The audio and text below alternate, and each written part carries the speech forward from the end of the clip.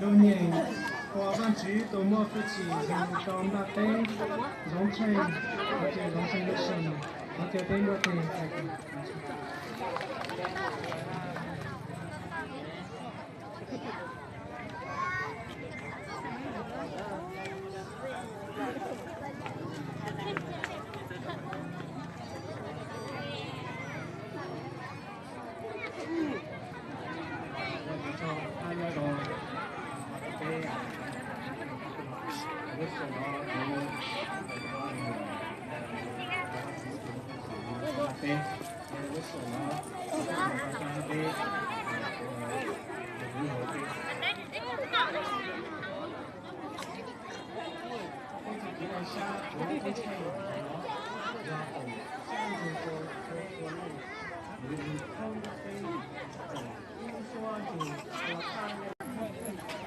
lâu年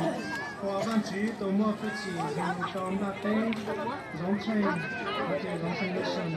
而且边个可以开个。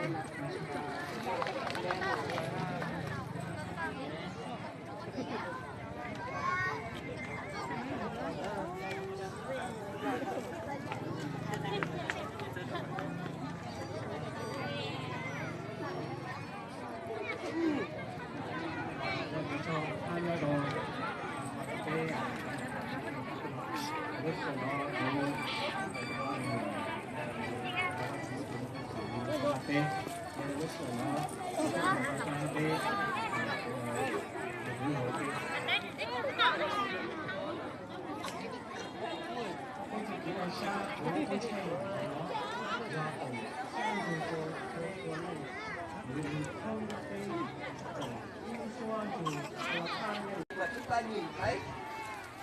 cái cây này thì là một ít chúng ta chứa đồ suối thì một chỉ đối đẹp đây là nhá, thì thuộc một ít của trái là chủ sử dụng cái đó thì là ta chứa đồ suối chúng ta hỏi với nhau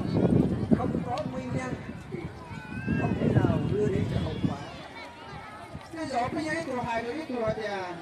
也真大来了，是经过一堵局的一家处事到cái hậu lực.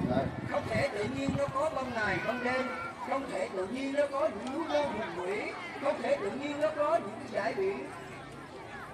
ở biển Đông Hải đâu là cái gì đâu để nó đẹp lên không? 是真人呀，而且这个群的话对。